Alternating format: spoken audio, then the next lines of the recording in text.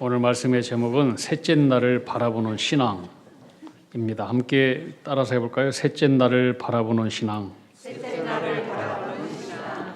성경의 마태복음, 마가복음, 누가복음, 요한복음을 사복음이라고 하는데 이 복음서에서 흐르는 가장 중요한 핵심 주제는 오직 한 가지입니다. 주님의 십자가와 주님의 부활입니다.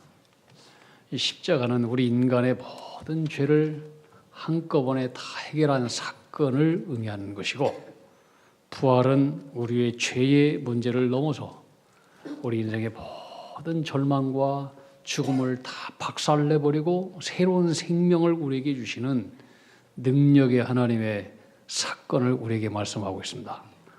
오늘 우리가 읽었던 요한복음 그 2장 말씀은 이 예수님의 십자가 사건과 부활 사건을 동시에 보여주고 있는 내용입니다. 근데 예수님께서 이제 십자가를 지시러 이 땅에 오셨는데, 예수님께서 처음 공생의 시작을 알리고 당신이 무슨 일을 하러 이 땅에 왔는지를 보여준 그 첫 번째 표징, 역사, 기적의 자리가 가나의 혼인잔치에서 시작된다라고 하는 거예요. 한 그림을 여러분들한테 하나 보여줄게요. 자, 이 그림은 프랑스 파리에 있는 누브르 박물관에 있는 그림이에요. 바올로 베로세네라고 하는 분이 1500년대에 그린 그림인데, 루브르 박물관의 가장 큰 그림입니다. 이보다 더 큰 그림은 없습니다. 근데 여러분들이 많이 잘 알고 있는 그림 가운데에 레오나르도 다빈치의 모나리자라고 하는 그림이 있습니다. 우리 권사님들, 집사님들 다 모나리자 같다라고 하면 제가 거짓말이 될까? 어떻든 여러분은 그러나 모나리보다 더 아름다운 하나님의 존귀한 사람들입니다. 근데 이 모나리자 그림이 여기 있다면은 바로 이 맞은편에 이 가나의 혼인잔치라고 하는 대작이 있습니다. 굉장히 상징적인 그림이에요. 근데 그 그림의 크기가 가로가 9.9m, 세로가 6.77m예요. 여기에 들어있는 사람의 숫자가 무려 130명이 넘습니다. 저는 이 그림을 보면서 하나님은 우리 인생에 가나안 혼인잔치에 놀라운 면적을, 여러분의 인생 모든 전체 면적을 채우시기를 원하시는 분이십니다. 근데 재밌는 것은 사람들이 루브르 박물관에 가잖아요. 모나리자 그림 앞에 막 바글바글거려요. 바글바글. 근데 모나리자는 정작 어디를 바라보고 있느냐? 가나의 혼인잔치 그림을 바라보고 있어요. 여기 굉장히 중요한 영적인 메시지가 있다고 하는 것을 발견했어요. 사람들은 모나리자를 바라보는데 모나리자는 혼인잔치의 기적의 주인, 생명의 주이신 예수님을 뚫어지게 바라보고 있어. 수십 년 동안. 그 모나리자가 보여주는, 우리에게 보여주는 영적인 상징은 나 바라지 말고 뒤를 바라봐라. 뒤에는 우리의 인생의 생명의 주이신 하나님이 부활을 넘어서, 죽음을 넘어서, 십자가를 넘어서 우리에게 위대한 영광의 길을 보여주시는 능력의 하나님이다. 그 능력의 하나님을 바라봐라. 이런 메시지를 주는 것 같아요. 루브르 박물관에 이 사람들이 그런 것들을 다 계산하고 이렇게 맞은편에 걸어놨는지 잘 모르겠어요. 그러나 어떻든 이것은 저의 해석이에요. 요한복음 2장 1절은 이렇게 시작하고 있습니다. 사흘째 되던 날 갈릴리 가나에 혼례가 있어 예수의 어머니도 거기 계시고 예수와 그 제자들도 혼례의 청함을 받았더니, 여기서 굉장히 중요한 의미심장한 말씀이 뭐냐면 사흘째 되던 날. 따라합시다. 사흘째 되던 날.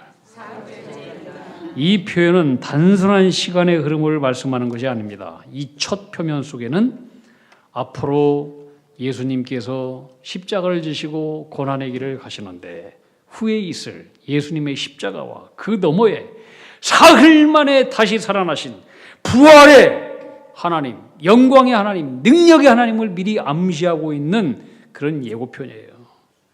성경에서 이 셋째 날이라고 하는 말씀은 굉장히 중요한 특별한 상징들을 가지고 있습니다. 이런 표현들이 많이 나옵니다. 하나님께서 천지를 창조하실 때 셋째 날은 뭐냐? 혼돈 속에서 질서가 아름답게 세워지고 그리고 이 육지, 이 땅에 처음으로 생명이 시작된 날, 그날이 셋째 날이에요. 셋째 날은 굉장히 중요한 상징이 있는 날이에요. 생명이 시작된 날. 아브라함이 백세에 얻은 독자 이삭을 모리아산에서 바치라고 하는 하나님의 명령을 받고 3일 길을 걸었어요. 3일, 셋째 날. 그리고 모리아산에서 독자 이삭을 바쳤습니다.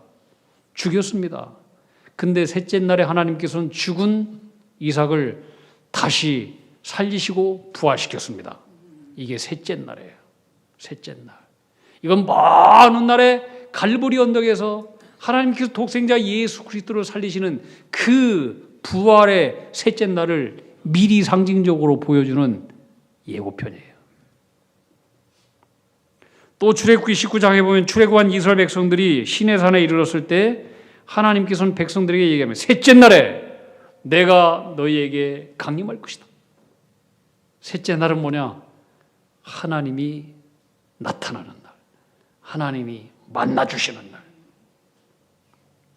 에스더에 보면은 하만의 모략으로 유대인이 전멸당하는 민족의 기가 막힌 운명이 걸린 그날에 에스더는 금식 기도하고 난 이후에 얘기하기를 내가 셋째 날에 왕 앞에 나가리라.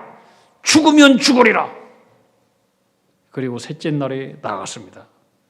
그리고 그 셋째 날에 은혜의 대반전의 역사가 일어났습니다. 이게 셋째 날이에요. 셋째 날. 은혜의 반전의 역사가 나타나는 날. 셋째 날. 또 요나가 하나님의 명령을 어기고 물고기 뱃속에 들어갔습니다. 지옥 속에 들어간 것입니다. 그 중후 같은 지옥 속에서 셋째 날에 요나는 물고기 뱃속에서 투해짐을 받고 살아나게 되었습니다. 그건 뭐냐? 심판이 회복되고 죽음의 상태가 다시 사는 은혜. 이것을 의미하는 것이 셋째 날이에요. 자, 이 흐름 속에서 요한복음의 이 사흘째 되던 날, 예수님께서 공생애를 처음 시작하시면서 앞으로 십자가 이후에 나타날 부활의 반전과 구원을 미리 보여주는 신호탄이에요. 이 가나의 혼인잔치에서 예수님은 물을 포도주로 바꾸셨습니다. 이것은 단순한 기적을 얘기하는 게 아니에요. 예수님은 고난을 기쁨으로, 죽음을 생명으로 바꾸는 이 셋째 날의 은혜와 승리의 주인이신 것을 우리에게 미리 보여주는 거예요.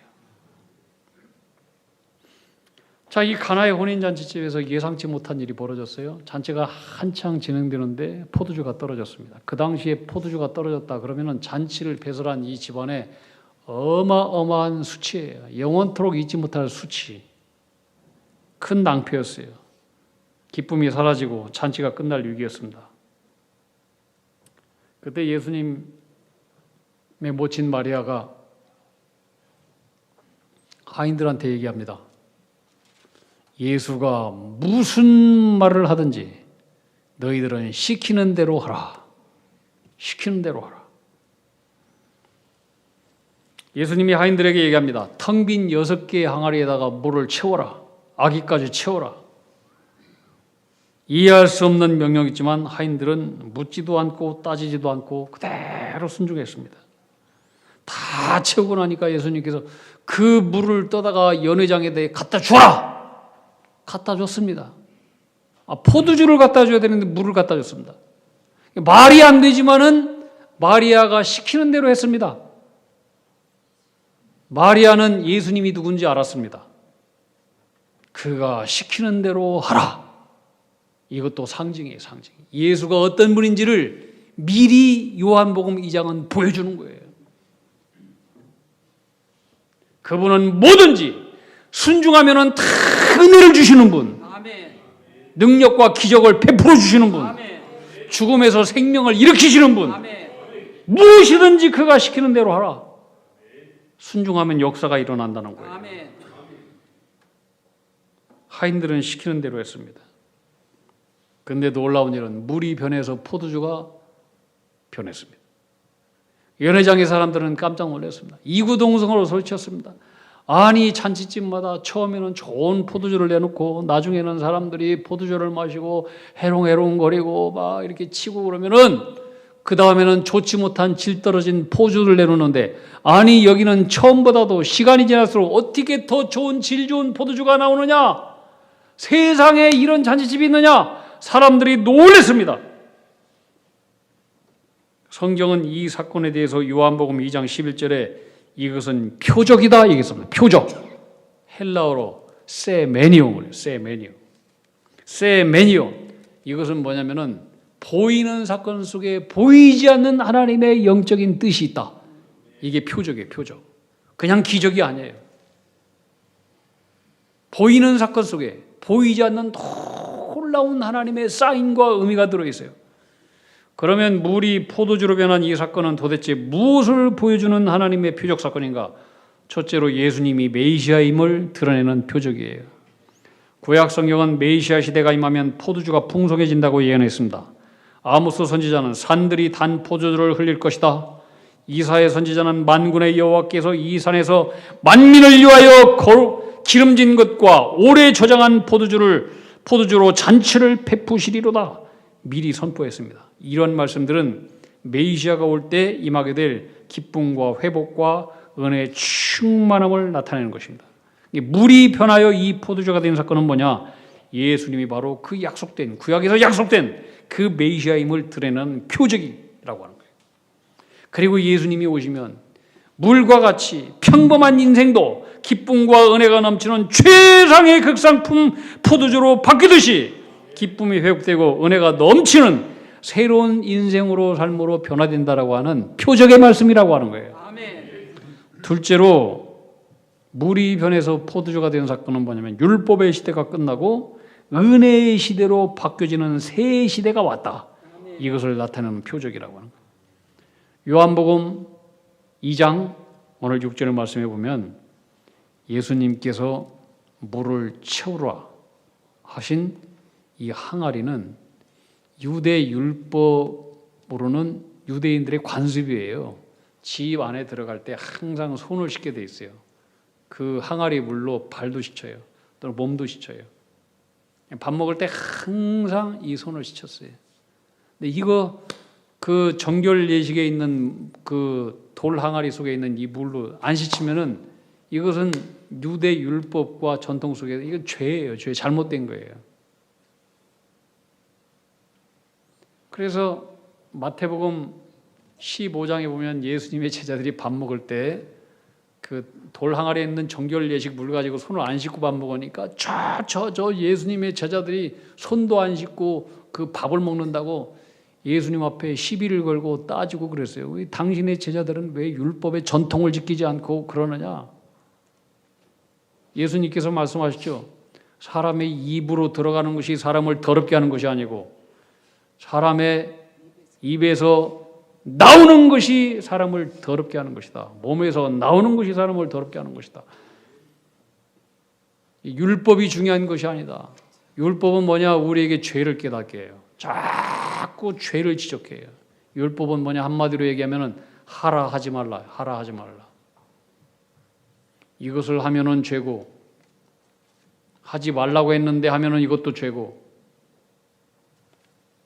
율법은 계속해서 우리 인생에게 자꾸 멍해와 직물을 자꾸 얹어놓는 거예요.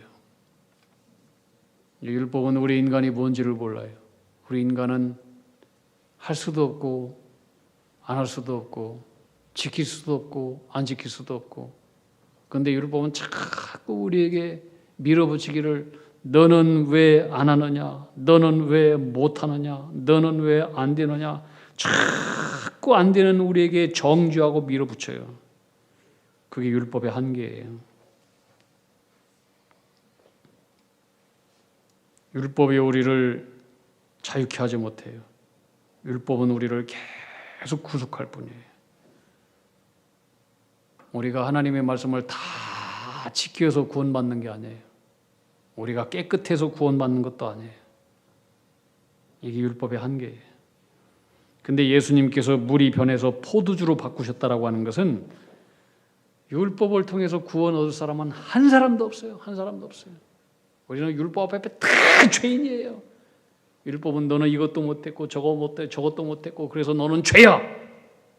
우리를 지적질하지만 그러나 예수님은 물이 변하여 포도주로 바꾸듯이 율법을 통해서 깨끗해지지 못하는 우리의 모든 영과 육과 손과 발, 이것을 율법의 시대가 완전히 끝내버리고 이제 물이 변해서 포도주, 존재 자체가 변하듯이 예수 그리스도가 오시면 그리스도를 통해서 우리의 인생이 완전히 새로워지게 된다라고 하는 거예요. 아멘. 그래서 율법 시대에서 은혜의 시대로 바뀌는 새 시대의 표적이 바로 예수님께서 물이 변해서 포도주가 되는 사건으로 보여주신 거예요. 우리가 요한복음 2장을 읽었는데 또 요한복음 2장 13절에 보면 가나의 혼인잔치가 끝나고 난 이후에 바로 사건 이후에 2장 13절의 말씀이에요. 이렇게 써 있어요. 유대인의 유월절이 가까운지라 예수께서 예루살렘으로 올라가셨더니, 자, 예수님 공생애를 시작하시면서 언제 예루살렘에 가셨느냐? 유월절. 이것도 미리 예표해 주는 거예요. 예수님이 어떤 분인지. 유월절 어린 양, 대속의 구주로 오신 분인 것을 성경은 은근히 우리에게 상징으로 보여주고 있어요. 그리고 성전에 가셨어요. 성전, 예루살렘 성전. 가서 뭐 하셨느냐? 장사하는 사람들의 상을 뒤엎어버리고 내 아버지 집을 장사하는 집으로 더럽게 만들지 말라 외쳤어요. 채찍으로 후려쳤어요. 상을 뒤엎어버렸어요. 그때 사람들이 당신이 도대체 누구길래 이런 일을 하느냐? 당신이 하나님이라고도 되기도 하느냐? 하나님이면 무슨 표적을 보여봐라. 네가 무슨 일로 이런 일을 하느냐? 그때 예수님께서 19절에 이렇게 대답하셨어요.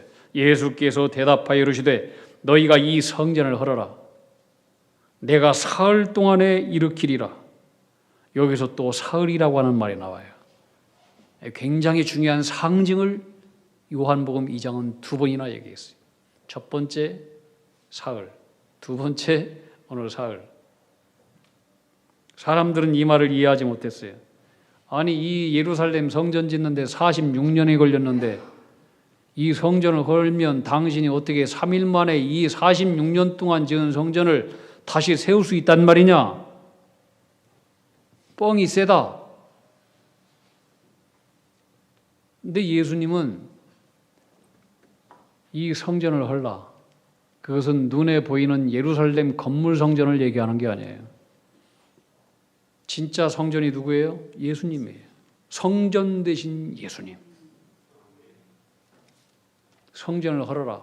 다시 말하면 당신이 십자가의 고난으로 죽게 된다는 얘기예요. 내가 죽게 되면 내 성전이 허물어지면 그러나 3일 후에 내가 세우리라.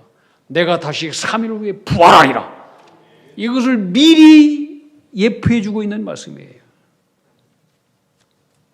제자들도 그 말이 도대체 무슨 말인지를 몰랐어요. 나중에 깨달았어요. 요한복음 2장 21절. 그러나 예수는 성전된 자기 육체를 가리켜 말씀하신 것이라 죽은 자 가운데서 살아나신 후에야 제자들이 이 말씀하신 것을 기억하고 성경과 예수께서 하신 말씀을 믿었더라. 한참 후에야 예수님께서 십자가에 죽으시고 부활하시고 난 이후에 이 성전을 헐라. 내가 다시 3일 후에 세우리라.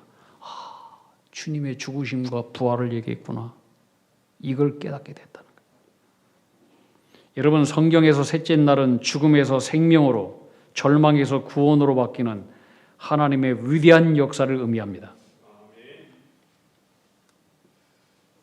미리 구약의 호세아서에서 호세아 선지자도 6장 1절에 이렇게 예언했습니다. 이틀 후에 하나님은 우리를 살리시며 3일 후에 하나님은 우리를 일으키시리니 우리가 그의 앞에서 살리라. 아멘. 주님이 누구냐?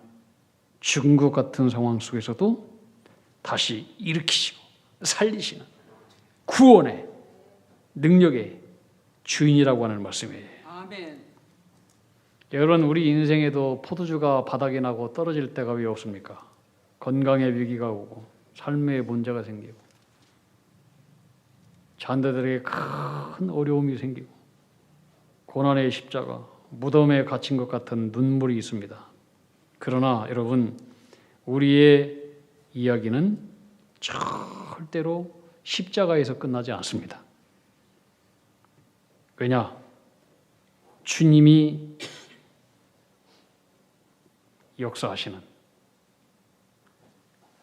셋째 날이 있기 때문에 그렇습니다. 아멘. 믿습니까? 아멘. 이틀 후에 살리시고 셋째 날에 다시 일으키시는 부활의 능력의 주님께서 우리에게 함께하는 한 우리 인생의 여러 가지 고난들, 문제들 두려워할 것도 없고 걱정할 것도 없습니다. 아멘. 하나님이 정하신 때가 되면 반드시 일으키시고 다시 살리십니다. 아멘. 이것이 제3일의 성도의 신앙인 것입니다. 아멘. 인생의 십자가는 끝이 아니다. 잠시 지나가는 과정이다. 예수님께서 십자가와 부활을 통해서 이미 우리에게 다 그 사실을 확증해 주셨습니다. 아멘. 따라합시다. 셋째 날은 반드시 온다. 반드시 온다. 반드시 온다. 반드시 온다. 아멘. 썰물도 있지만 밀물은 반드시 옵니다. 셋째 날은 반드시 옵니다. 금요일 날 예수님께서 십자가에 달려 죽으셨습니다. 제자들은 절망했습니다. 아예 다 끝났구나. 사탄도 웃었습니다. 박수 쳤습니다. 무덤 문은 굳게 닫혔습니다. 금요일에 모든 것이 다 끝난 것처럼 보였습니다. 그러나 아직 부활의 주일은 오지 않았습니다. 할렐루야. 성도의 삶은 금요일에 십자가로 끝나는 인생이 아닙니다. 셋째 날이 있습니다. 우리는 이 사실을 반드시 믿어야 됩니다. 아멘. 다시 따라합시다. 셋째 날은 있다. 셋째 날은 있다. 믿습니까? 아멘. 우리는 주일에 부활로 완성되는 인생입니다. 아멘. 부활의 주님을 바라보십시오. 아멘. 무덤의 돌은 열리게 될 것입니다. 아멘. 인생의 문제는 풀리게 될 것입니다. 아멘. 사망은 흔적도 없이 사라지게 될 줄로 믿습니다. 아멘. 여러분의 건강은 좋아질 줄로 믿습니다. 아멘. 여러분의 시신경도 좋아질 줄로 믿습니다. 아멘. 암덩어리는 떠날 줄로 믿습니다. 아멘. 허리는 고쳐질 줄로 믿습니다. 아멘. 모든 약한 세포들은 건강해질 줄로 믿습니다. 아멘. 두려움은 변해서 찬송이 될 줄로 믿습니다. 아멘. 문제는 해결될지어다. 아멘. 제3일이 있습니다. 아멘. 여러분의 경제도 살아날 것입니다. 아멘. 이게 제3일의 신앙이에요. 제3일의 신앙. 아멘. 부활의 주님이 우리와 함께하고 있다. 아멘. 제3일의 신앙. 이 신앙, 이 확신 속에서 오늘 또 내일 또 영원토록 살아가는 우리 믿음의 자녀들이 다 되기를 주님의 이름으로 축원합니다. 아멘. 기도하겠습니다. 하나님 아버지, 오늘 말씀을 통해서 우리 인생이 십자가로 끝나지 않고 반드시 부활로 완성되는 복음을 다시 붙들게 하여 주시옵소서. 아멘. 우리의 삶 속에서 여전히 해결되지 않은 문제와 고난과 눈물과 아픔과 질병과 고통과 두려움이 있을지라도 셋째 날을 반드시 이루시는 하나님을 신뢰하며 나아가게 하여 주시옵소서. 아멘. 금요일 같은 삶의 절망 속에서도 주일의 부활을 바라보는 믿음을 주시옵시고 아멘. 어떤 상황 속에서도 셋째 날은 반드시 온다. 아멘. 부활의 믿음으로 흔들리지 않고 살아가는 하나님의 자녀들 되게 해 주옵소서. 예수님 이름 받들어 기도하옵나이다. 아멘.